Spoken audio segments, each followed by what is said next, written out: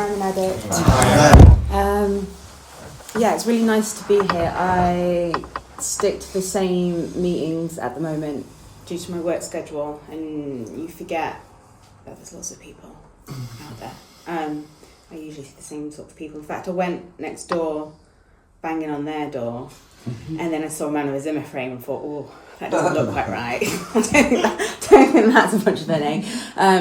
So no, it's nice to be here. Step 11.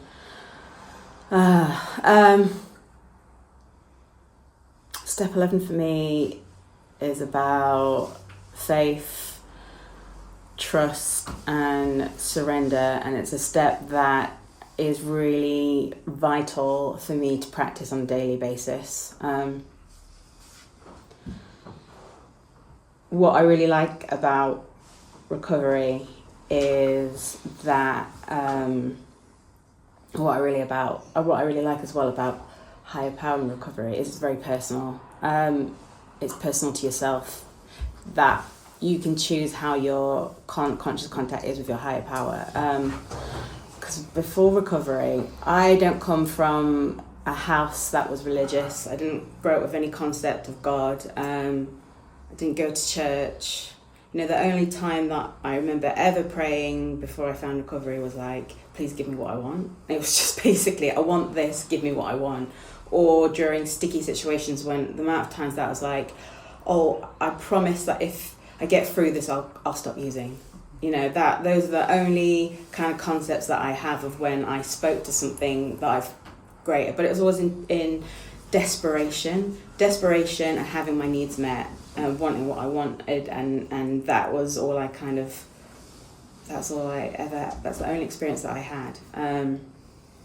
I didn't have a problem with the word God when I came in. When I saw it, it didn't really freak me out and think, fuck, this is a religious place. It didn't bother me. But if I think about the higher power that I've come to discover and connect with, and my higher power in NA, it changes. That's something else which is really that I've learned is recovery changes. Coming up to about 5 years ago, my dad got diagnosed with terminal cancer, and during that point, it starts that step with prayer and meditation, and during that period I really did pray. I did the classic get on your knees and pray. I didn't pray for him to survive. I knew he wasn't going to survive, but I prayed daily for strength. The miraculous thing about doing the steps is it's a process, right? At the beginning, if you don't believe in God, by the end of it, you have found a higher power. The steps are perfectly aligned in a specific order to take you on that journey to find a higher power. When my dad had passed, when my dad was dying, I was only 4 years clean, and I'd done the steps, but I think I only really found faith and trust in a higher power when I could see that there was examples that I've been looked after. But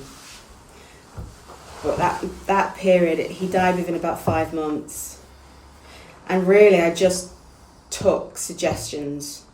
I didn't really have, I don't know if anyone's ever lost anyone in this room, but grief is a really complex process. I don't know, there's no time limit to it. There's no, I find it really hard to kind of articulate grief in words. I didn't do him dying very well. I don't think he did dying very well, but you only do it fucking once. I come from a family where me and my dad don't have the best of relationships. When I came into recovery, I thought avoiding that relationship actually meant I had fixed the relationship, and I hadn't. I just stepped away from it. So there was a lot to process when he was dying, and that's when I really leaned into the fellowship and took suggestions, and it was, pray, get on your knees and pray for strength. And I did that every day. And I meditated every day. The classic, when I say classic, to me, classic praying is when you get on your knees and you pray.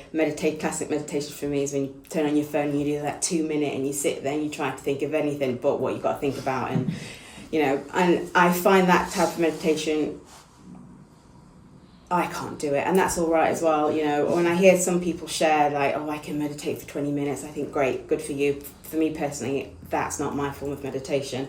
Today, my form of meditation is actually running. I take myself away from my house, and it's something that I do for myself, and I run for 30 minutes and I run outside. I don't do a treadmill. Like, for me, that connection with outside is just like a beat of having my feet on the floor and a constant rhythm can kind of help me zone out. So for me, that's what I've developed as my meditation. But that time during the dying of my dad, I really did the praying, I really did the meditation, and what I actually discovered was like, even though, you know, I can't say maybe I necessarily connected with it, because that's okay as well here. It's like, you know, there's that saying that fake it till you make it. You know, when I got on my knees and prayed, give me strength.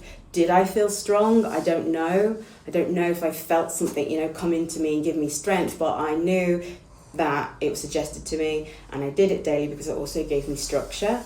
Having a structure and a daily morning routine really fucking helps me. I've realised that if I don't have a routine, I find it really hard to function. You know, essentially, the reason I took drugs is because I find it hard to function.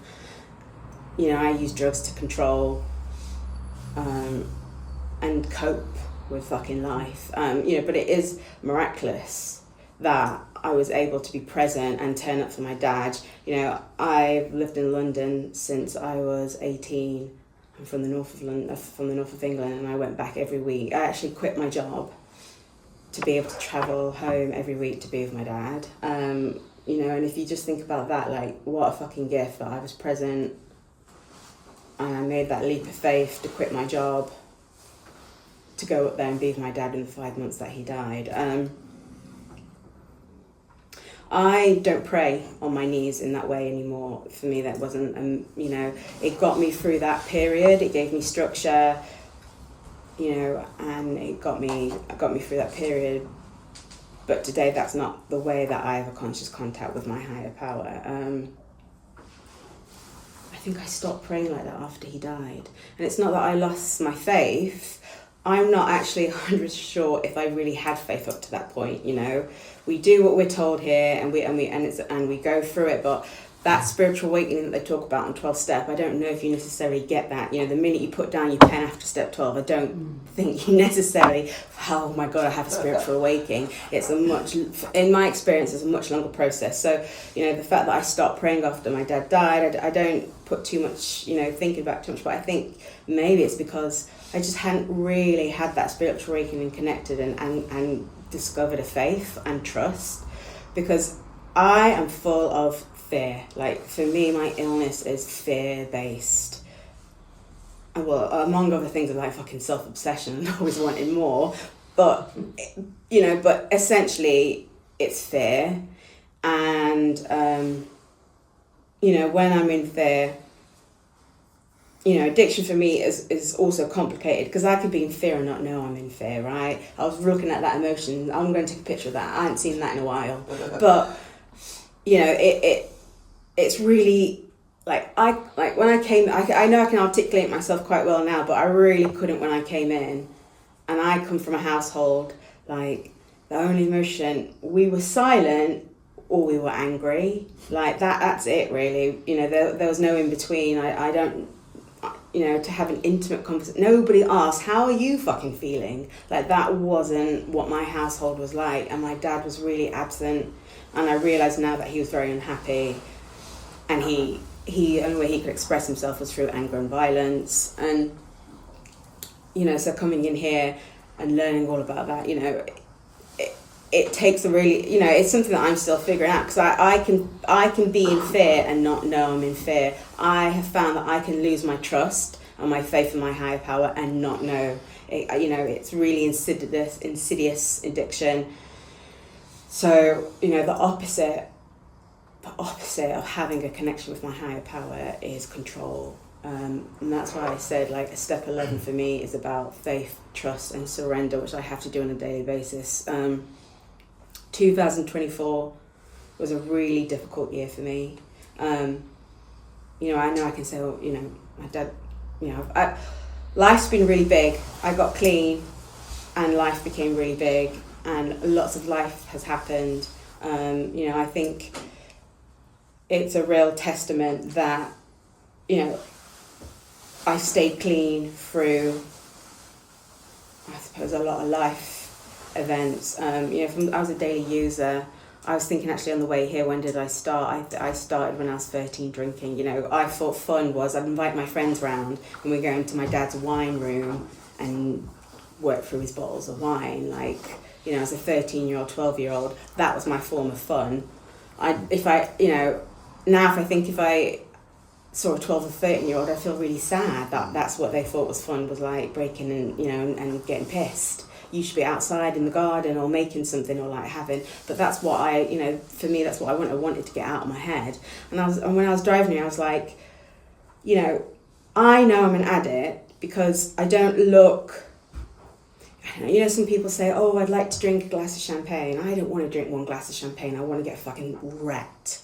And I know that in 10 years' time, 20 years' time, that will not change. I will never think, oh, I wish I could just have one glass of champagne, because that's not where I want to go. I want to go to obliteration, and that's what I want to do. So, oh God, I don't know why I was going off about that. But that's the type of addict that I am. And so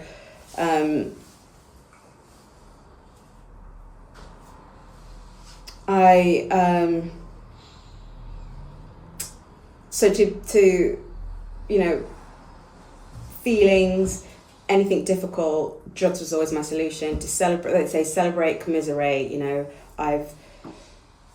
that's all I kind of ever known. So it's really, really, sometimes I have to pause and think, wow, even though I must say I've experienced extreme pain being sober, I've managed to stay sober through recovery.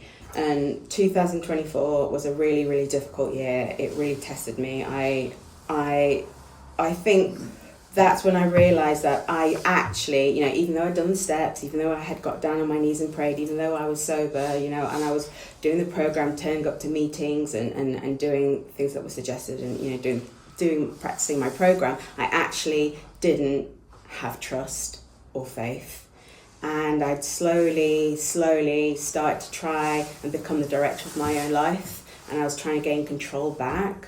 So I started, what can I say? I say scheme. I didn't even know I was really, but I was scheming. I was making decisions based on things that hadn't happened. I'd start to put a lot of expectations, wanting things from, really just trying to get control of my life.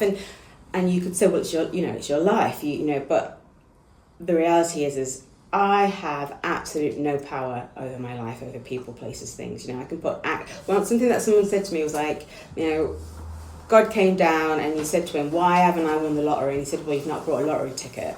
And that really makes sense to me. It's like, I'm powerless over my life, but I can put the correct action in and hope for the right outcome. I wasn't doing that. I was putting the action in, and I was like really sure I was going to get the result that I fucking wanted, because I had done that. And it fucking floored me in 2024, because I had done that in a lot of areas of my life. I became financially insecure for a whole year. I didn't have a job. I decided also that year I wanted to get pregnant, and realised that there's complications. I miscarried. I failed at IVF. I'm no longer in that relationship with the person that I went through and I went through all of this, making decisions, and I really was really flawed when my life didn't turn out exactly the way that I thought it was going to. Like really, really, it's like I'd built a sandcastle, and then one day it just kind of gone from my hands, and my first thought was like, well, I deserve this. I'm fucking clean. Like, I've put in the work, I'm clean. Like, why am I not being given what I deserve? Because, and it was a real rude awakening that I had to be reminded that I'm not owed anything. And, I'm really powerless. And I had to surrender. And I had to take a really it was really humbling. You know, actually losing a lot in recovery is actually a fucking gift, because once you lose a lot, you're no longer scared of losing anything. And now I'm kind of like, look, if I lose my job today and I can't pay my bill, thank you, acknowledge that, it will be okay. And I think my conscious contact with my God today, my higher power, is so much stronger because I've been through that pain, because I've had to go through that pain of not having trust, not having faith, trying to direct my life in my own way, you know, having no trust, thinking that I was the most powerful person within my life, and, you know, think I'd push things into a certain way. It's really made me realise that, you know, I've been really humbled and realised that I have to have faith. And I've been looked after as well. You know, there was moments, you know, when I don't know if I can pay my mortgage. You know, the fact that I don't know if I can be a mother, like that.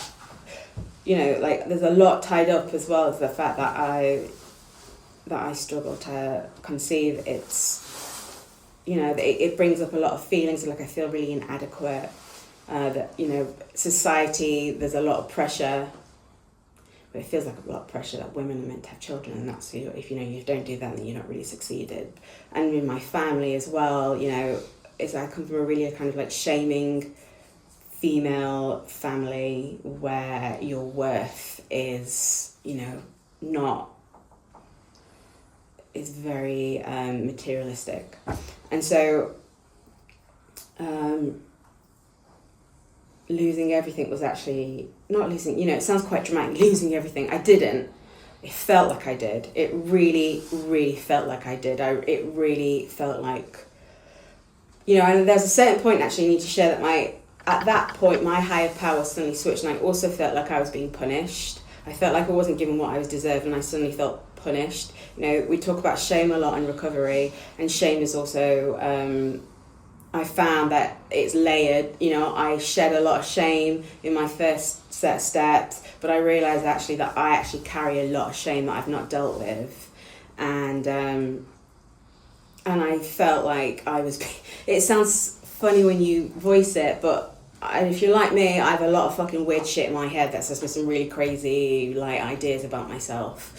And so one of those things was, you know, oh, I'm being punished because I was a really bad woman before I got clean. You know, some of the things that I did during addiction, that I did, things that were done to me, things that I did for drugs, you know, situations I put myself in. I had convinced myself, but I know it was a lot of my shame that I was being punished for being a bad woman, which is not true. And I had to really learn to be compassionate, because here, you know, one of the requirements of your higher power is to be caring. And I had to kind of rework on that and remember to myself that actually my higher power at NNA is really caring. It's not punishing, it's not judgmental, it's not critical. And I'm at a place today, here at the beginning of 2026, where honestly, 2024, I have gratitude, because there's also a sense of freedom now. I'm like, I know that I have been carried and I've been looked after, and, you know, I'm not in control. I'm not in my control of my life. I have trust as well that whatever happens, it will be okay.